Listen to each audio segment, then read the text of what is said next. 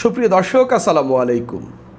সাতক্ষীরা ৪ আসনের এমপি গাজী নজরুল ইসলামকে জামাতে ইসলামী দলের সব পদ থেকে বহিষ্কার করেছে। তিনি দলের সর্বোচ্চ পরিষদ কেন্দ্রীয় মজলিসে শুরার সদস্য ছিলেন। এখন তাকে দলের প্রাথমিক সদস্য পদ থেকেও বহিষ্কার করা হয়েছে। প্রশ্ন উঠেছে, যেই দলের নমিনেশন নিয়ে, যেই দলের প্রতীক নিয়ে গাজী নজরুল ইসলাম নির্বাচন করেছেন, সেই দল যেহেতু তাকে বহিষ্কার করেছে, তা তিনি কি আর সংসদ সদস্য পদে থাকতে পারবেন কিনা, আইন কি বলে, এটা নিয়ে নানা বিশ্লেষণ চলছে। অনেকেই অনেক ধরনের কথা বলছেন। অনেকেই বলছেন সংবিধানের কাঠামো মতে বা সংবিধানের বিধান মতে তিনি সংসদ সদস্য পদে থাকতে পারবেন। তবে জামাতপন্থী আইনজীবী, যিনি আবার জামাতের নমিনেশন নিয়ে নির্বাচনও করেছেন, সেই শিশির মনির বলছেন তিনি সংসদ সদস্য পদে থাকতে পারবেন না। এরপরে নানা জল্পনা কল্পনা এবং আলোচনা উঠেছে, তাহলে কি গাজী নজরুল ইসলামের সংসদ সদস্য পদ শেষ পর্যন্ত যাচ্ছে কিনা। আমিও বিশ্লেষণ করব যে সংবিধানের কাঠামো মতে এখনই সংসদ সদস্য বা এমপি পদ গাজী নজরুল ইসলাম না হারালেও তিনি সংসদ সদস্য থাকবেন না, এবং কেন থাকবেন না সেটা নিয়ে আমি আলাপ করব। বাংলাদেশের অতীত ইতিহাসেও এরকম ঘটনা রয়েছে, একজন এমপি শেষ পর্যন্ত তার সংসদ সদস্য পদ হারাতে বাধ্য হয়েছেন। আবার এরকম ঘটনাও আছে, একজন সংসদ সদস্য দল থেকে বহিষ্কারের পরও তিনি থেকে গেছেন।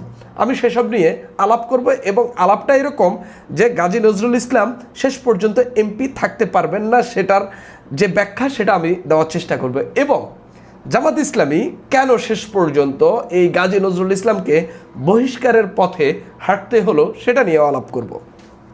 প্রথমে আমি জামাতের অবস্থানটার দিক থেকে দেখি যে জামাত ইসলামী কেন তাকে বহিষ্কারের পথে হাঁটতে হলো। দেখেন, তার যে ভিডিও ভাইরাল হলো, এরপরে আমরা দেখলাম পরপর আরেকটি ভিডিও ভাইরাল হলো, এবং যিনি ভিডিও লিক করেছেন হিসাবে সামনে এসেছেন বা যাকে অভিযুক্ত করা হয়েছে, তিনি বলেছেন এরকম আরও 20-22টি ঘটনা আছে, এবং তিনি বলেছেন যে এমপি তাকে হত্যার হুমকি দিয়েছেন, এমনকি তিনি এমপির সহ বেশ কয়েকজনের বিরুদ্ধে এই ঘটনায় মামলাও করেছেন। জামাতে ইসলামের দিক থেকে বা জামাতের যে বটবাহিনী বলেন বা এই সাতক্ষীরা স্থানীয় যে নেতৃবৃন্দ, তারা প্রথমে বলেছেন এটা এআই, এরপরে বলেছেন এটা ষড়যন্ত্র, এরপরে বলেছেন ভিডিও করলো কে, ওইখানে ঢুকলো কে, নিশ্চয়ই কোনো বাহিনী বা কোনো গোয়েন্দা সংস্থা এগুলো করাচ্ছে, সরকার করাচ্ছে, এরকম টোন। শেষ পর্যন্ত জামাত এসে তাকে বহিষ্কার করতে বাধ্য হয়েছে। কেন বাধ্য হলো? জামাত আসলে তদন্ত করেছে, এবং যেই তরুণীর সঙ্গে এই ঘটনা ঘটেছে তার সঙ্গে কথা বলেছে, তার পরিবারের সঙ্গে কথা বলেছে, এবং বিয়ের বিষয়ে যে গাজী নজরুল ইসলাম নিশ্চিত করেছেন, সেই বিয়ের বিষয়ে তিনি কনফার্ম যে যেই সময় ঘটনা ভিডিও যে সময় হয়েছে সেই সময় তিনি ওই তরুণীকে বিয়ে করেননি।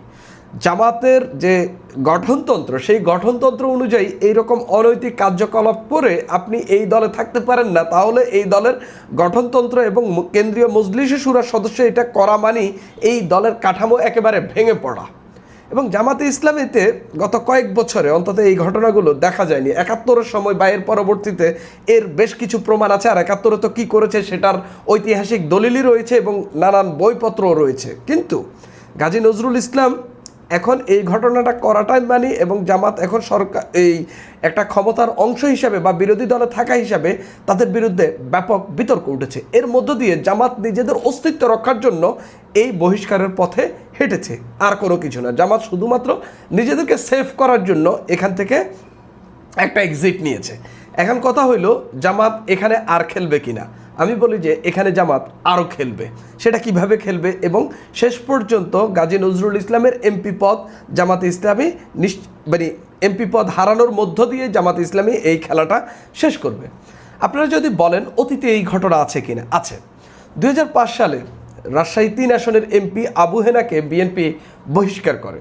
এরপরেই মূলত বিতর্কটা উঠেছিল যে দল থেকে পদত্যাগ করলে আপনি সংসদ সদস্য পদ হারাবেন সংবিধানের বিধান অনুযায়ী, তাহলে দল যদি আপনাকে বহিষ্কার করে সংসদ সদস্য পদ হারাবেন কিনা, তখন এই বিতর্ক উঠে।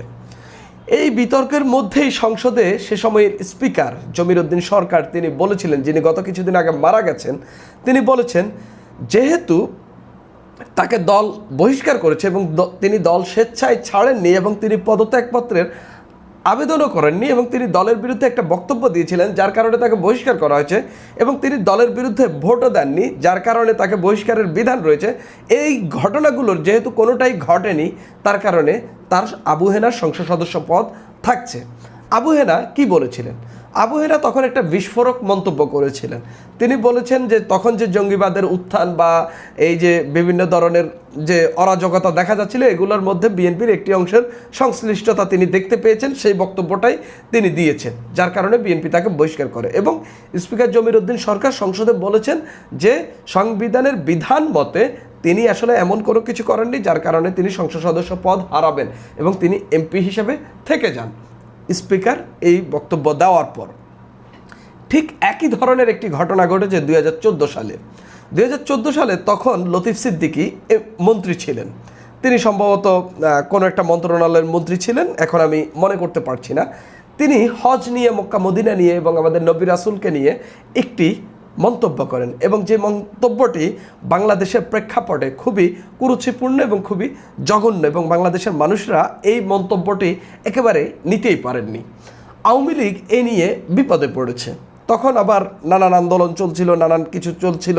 সরকার এমনি একটা নির্বাচনবিহীন এই ক্ষমতা সরকার তৈরি করেছে। তখন 2014 সালে নির্বাচন কেমন হয়েছিল আপনারা নিশ্চয়ই জানেন। সেই নির্বাচনের পর, এই ঘটনার পর আওয়ামী লীগ লতিফ সিদ্দিকীর বিরুদ্ধে অবস্থান নিল কি, যে তাকে দলের সভাপতি মণ্ডলীর পদ থেকে বহিষ্কার করেছে, তাকে দলের সব পদ থেকে বহিষ্কার করেছে, এবং আওয়ামী লীগ নির্বাচন কমিশনে আপিল করেছে এটা নিয়ে শুনানি করার জন্য, যাতে লতিফ সিদ্দিকীর সংসদ সদস্য পদ বাতিল করা হয়। আওয়ামী লীগের অবস্থান ছিল এরকম যে দল থেকে বহিষ্কার করলে, দল থেকে পদত্যাগ করলে যদি সংসদ সদস্য পদ যায়, তাহলে দল থেকে বহিষ্কার করলেও সংসদ সদস্য পদ যাবে। কেননা আমি তাকে নমিনেশন দিয়েছি, কেননা আমি তাকে প্রতীক দিয়েছি, এখন আমি তার থেকে সবই কেড়ে নিয়েছি। তার মানে আওয়ামী লীগের দাবি অনুযায়ী বা সেই সময়ে দাবি অনুযায়ী তারা বলার চেষ্টা করেছে যে লতিফ সিদ্দিকী এখন আর আমাদের কেউ নন, তিনি আমাদের যে প্রতীক নিয়ে, আমাদের নমিনেশন নিয়ে যে নির্বাচন করেছেন সেটারও বৈধতা তিনি হারিয়ে ফেলেছেন, অর্থাৎ আসনটি শূন্য ঘোষণা করা হোক। তারা নির্বাচন কমিশনে এরকম আপিল করে। নির্বাচন কমিশন শুনানির জন্য দিন ধার্য করে। এরপরে আমরা দেখলাম লতিফ সিদ্দিকী আদালতে গেলেন, আদালত তার রিটটি খারিজ করে দেয়। তখন তিনি যখন দেখলেন যে নির্বাচন কমিশন শুনানির দিন ধার্য করেছেন এবং তিনি আসলে এই শুনানিতে আওয়ামী লীগ তার যথেষ্ট গ্রাউন্ড দেখাতে পারবে, এবং হয়তো লতিফ সিদ্দিকী একটা প্রবলেমের মধ্যে পড়তে যাচ্ছেন, যার কারণে তিনি আর শেষ পর্যন্ত সংসদ সদস্য পদে থাকতে চাইলেন না, এবং তিনি নিজেই স্পিকারের কাছে পদত্যাগপত্র জমা দিতে বাধ্য হলেন। আমাদের আইনে স্পষ্ট বলা আছে যে আপনি যদি দলের বিরুদ্ধে ভোট দেন, 70 অনুচ্ছেদ অনুযায়ী আপনার সংসদ সদস্য পদ থাকবে না। দল থেকে আপনি যদি পদত্যাগ করেন স্বেচ্ছায়, তাহলে আপনার সংসদ সদস্য পদ হারাবেন। সংসদ সদস্য পদ বাতিল হওয়ার জন্য আপনার বিরুদ্ধে এমন ফৌজদারি মামলা হইতে হবে নৈতিক স্খলনজনিত, যার কারণে আপনার কারাদণ্ড হবে মিনিমাম 2 বছরের, এবং সেটা যদি প্রমাণিত হয় তখন আপনার সংসদ সদস্য পদ বাতিল হতে পারে। এ হইল ঘটনা। এর বাইরে আপনি যদি স্পিকারের কাছে পদত্যাগপত্র জমা দেন, সেক্ষেত্রেও আপনার সংসদ সদস্য পদ বাতিল হতে পারে। গাজী নজরুল ইসলামের ক্ষেত্রে এখন পর্যন্ত সেই ঘটনার কোনোটাই ঘটেনি, অর্থাৎ নিয়ম অনুযায়ী তিনি এমপি পদে থাকতে পারছেন। কিন্তু যখনই জামাতপন্থী আইনজীবী শিশির মনির বলেন যে তিনি এমপি পদে থাকতে পারেন না বা পারবেন না, তখনই সন্দেহ বাড়ে, তখনই মনে হয় যে তিনি আসলেই থাকতে পারবেন না। এবং 2014 সালে লতিফ সিদ্দিকীর সঙ্গে যে ঘটনার ঘটেছে সেটারই পুনরাবৃত্তি আবারও ঘটতে যাচ্ছে। অর্থাৎ জামাতে ইসলামী স্পষ্ট করেছে তারা নির্বাচন কমিশনে আপিল করবে এবং যথার্থ প্রমাণাদি উপস্থিত করবে যে যেটা নৈতিক স্খলন হয়েছে, এবং যার কারণে সাতক্ষীরা 4 আসনের এমপি গাজী নজরুল ইসলামকে তার পদ থেকে অব্যাহতি দেওয়া হয় বা তার সংসদ সদস্য পদ বাতিল করা হয়। এই গ্রাউন্ডটা তারা তৈরি করবে। এবং লতিফ সিদ্দিকী যে ঘটনা দেখেছেন যে আমার দল আমার বিরুদ্ধে এমন অবস্থানে চলে গেছে, আমি আসলে এখানে আর টিকতে পারবো না, গাজী নজরুল ইসলামও যদি দেখেন যে আমি আসলে এখানে আর টিকতে পারবো না, তিনি আসলে স্বেচ্ছায় পদত্যাগ করবেন। এবং যেই তরুণীর সঙ্গে এই ঘটনা ঘটেছে, সেই তরুণী, তার পরিবার এবং গাজী নজরুল ইসলামের যে ড্রাইভার, তিনি জামাতপন্থী হিসাবে পরিচিত। এবং তারা যদি তার বিরুদ্ধে কন্টিনিউয়াসলি মামলা করেন এবং গাজী নজরুল ইসলামের বিরুদ্ধে যদি ওই তরুণী মামলা করেন, রেপের এই অভিযোগ আনেন, বা তার পরিবার যদি রেপের অভিযোগ আনে বা জোর করে ধর্ষণের অভিযোগ আনে, বা বিবাহ বহির্ভূত জায়গা থেকে তাকে জোর করে ধর্ষণ করেছে এরকম অভিযোগ আনেন, সেই ক্ষেত্রে গাজী নজরুল ইসলামের রক্ষার কোনো জায়গা আমি দেখতে পাচ্ছি না। আপাতত যদি মামলা হয়ে থাকে তাহলে তিনি এই ঘটনার মুখোমুখি হতে হবে, বিচারের মুখোমুখি হতে হবে। এবং জামাত ইসলামী ভেতরে ভেতরে সম্ভবত এই জিনিসগুলোই হচ্ছে গাজী নজরুল ইসলামের সঙ্গে ট্রেড করতে পারে এখন, যে আপনি কোনটা বাছাই করবেন, আপনি আইদার পদত্যাগ করেন, না হলে হচ্ছে আপনার এগেনস্টে এই ঘটনাগুলো ঘটবে।